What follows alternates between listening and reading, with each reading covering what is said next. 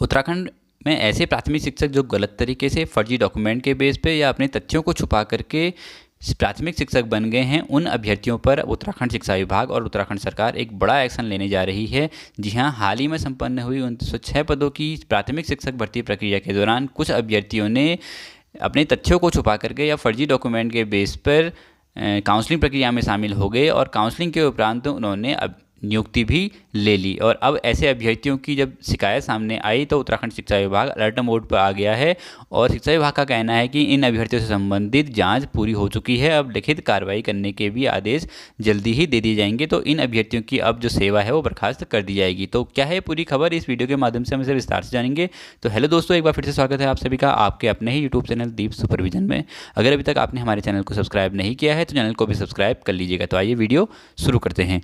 जी हाँ, जो NIOS प्रशिक्षित 7 शिक्षकों की यहाँ पर को नौकरी में संकट होने की यहाँ पर को बात कही गई है, एक पूरी न्यूज़ है। और यहाँ पर को देखिए रुद्रप्रयाग की ये न्यूज़ है। जिले में वित्त पोषित माध्यमिक विद्यालय में सहायक अध्यापक पद पर NIOS के प्रशिक्षण के बाद नौकरी पाने वाले 7 अध्यापकों की नौकरी पर संकट छा गया है। जिले में कुल ऐसे 21 शिक्षकों की नौकरी हासिल की थी। इन सभी की जाँच पूरी हो गई है। इसमें से 7 शिक्षकों द्वारा अपनी डिग्री छिपाकर नौकरी पाने का मामला सामने आया है। देखिए यहाँ पर को जो ऐसे अभ्यर्थी हैं जिन्होंने NIOS से प्रशिक्षण यहाँ पर लिया था, क्योंकि NIOS से संबंधित ये पूरा मामला है। और इन जो 7 अभ्यर्थी हैं इनके बारे में कहा जा रहा है कि इन्होंने अपने जो तथ्य हैं वो छुपाए हैं काउंसलिंग के दौरान और इन्होंने नियुक्ति भी ले ली। 21 शिक्षकों की यहाँ पर को नौकरी जो हासिल की थी और उसमें से उनकी जाँच कराई गई। तो जाँच के उपरांत यहाँ पर को 7 शिक्षक यहाँ हैं अब जो अपनी डिग्री यहाँ पर को छुपाने का इनमें मामला सामने आया है। इसके खिलाफ शिक्षा विभाग ने कार्रवाई करने की प्रक्रिया शुरू कर दी है।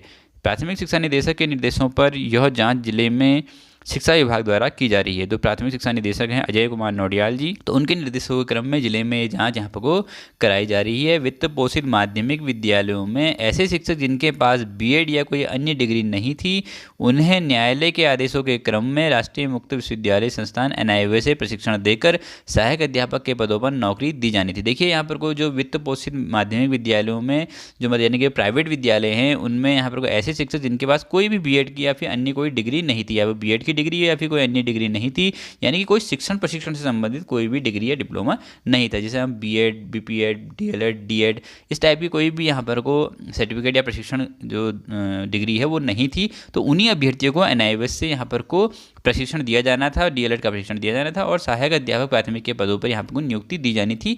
ये माननीय सुप्रीम कोर्ट का यहाँ पर को आदेश था।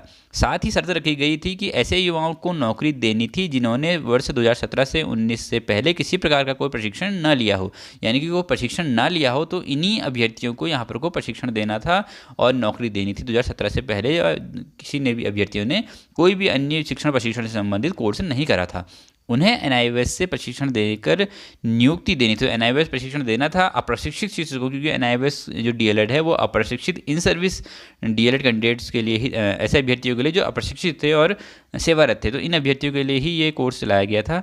जिले में 2 वर्ष के अंतराल में ऐसे कुल 21 शिक्षकों को NIOS कोर्स के बाद सहायक अध्यापक के रूप में नियुक्ति दी गई। इन शिक्षकों की नियुक्ति को लेकर के शिक्षा निदेशालय में यहाँ पर को शिकायत सामने आई है। जो शिक्षा निदेशालय है वहाँ पर को कुछ अभ्यर्थियों ने यहाँ पर को शिकायत यहाँ पर को की। तो ऐसे में इनमें से ऐसे शिक्षकों को नौकरी देने का जिक्र था जिसके पास BEd की डिग्री थी या TET प्रशिक्षण लिया था, जबकि ऐसे शिक्षकों के लिए अलग से व्यवस्था की गई थी। यानी कि ऐसे में जो शिकायत हुई, शिकायत के बाद जब जांच की गई तो ऐसे मामले सामने आए कि यहाँ पर को कुछ अभ्यर्थियों के बाद 2017 से पहले का BEd प्रशिक्षण था, यानी कि आपके पास पहले से ही एक प्रशिक्षण था, तो उसके बाद भी आपने BEd के बेस पर TET प्राप्त करी। TET प्राप्त करने के बाद आपने 2017 से 19 में NIOS DLEd किया और अपने BEd के बेस पर जो TET करी थी आपने पहले 2017 से पहले, उसको यहाँ पर नियुक्ति प्रक्रिया के दौरान, काउंसलिंग प्रक्रिया के दौरान लगाया था, फॉर्म भरने के दौरान भी लगाया था।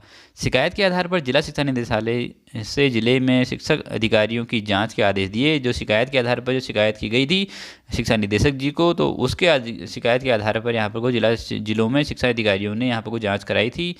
विभाग के इस मामले में जांच यहाँ पर पूरी कर लिया। विभाग का कहना है कि अब जांच पूरी हो चुकी है। नियुक्ति प्रक्रिया में अपने प्रशिक्षण और अन्य जरूरी तथ्य छिपाकर नौकरी पाने वाले 7 शिक्षक सामने आए हैं। न्यायालय के आदेश के अनुसार सभी को डिग्री छिपाने पर कार्रवाई करते हुए नौकरी से हटा दिया जाएगा। जो डिग्री छिपाई गई उसके तहत यहाँ पर नौकरी से हटा दिया जाएगा। जिला शिक्षा अधिकारी बेसिक अजय चौधरी ने बताया कि सहायक शिक्षकों की नियुक्ति से संबंधित मामले में जांच पूरी हो चुकी है। अब लिखित कार्रवाई यहाँ पर की जानी है और जल्दी ही ये लिखित कार्रवाई भी यहाँ पर शुरू हो जाएगी। तो इन अभ्यर्थियों की यहाँ पर नौकरी जाना तय है और बर्खास्त भी ये जल्दी हो जाएंगे, क्योंकि गलत तरीके से तथ्य छुपा करके इन्होंने एनआईओएस से डीएलएड किया। फिर उससे पहले इनके पास अगर बीएड की डिग्री थी तो क्यों यहाँ पर एनआईओएस से डीएलएड इन्होंने किया, क्योंकि बीएड वालों के अलग से प्रावधान था कि 6 महीने का आपको ब्रिज कोर्स यहाँ पर करना पड़ेगा, लेकिन यहाँ पर इन्होंने गलत तथ्य छुपा करके एनआईओएस से डीएलएड कर लिया और जिसके कारण पूर्व में 2017 से पहले का भी टीईटी का प्रमाण पत्र लगा लिया, जिसके कारण अब इनकी नौकरी संकट में आ चुकी है और जल्दी ही यहाँ पर जाँच पूरी हो चुकी है और लिखित कार्रवाई यहाँ पर इनके ऊपर की जानी बाकी है। अभी डिग्री छिपाकर नौकरी का मामला सामने आया है। अपनी जो डिग्री है इन्होंने छिपाई, उसका मामला सामने आया और 21 शिक्षकों के में यहाँ पर दोषी पाए गए। प्राथमिक शिक्षा निदेशक के निर्देशों पर जिले में शिक्षा विभाग ने यहाँ पर जांच करी थी। ये भी जांच के आदेश यहाँ को दिए गए थे, तो उन्हीं पर यहाँ पर प्राथमिक शिक्षा निदेशक के निर्देशों पर जिले में शिक्षा विभाग ने यहाँ पर जाँच करी थी। तो इससे संबंधित एक और न्यूज़ है, उसको भी हम देख लेते हैं।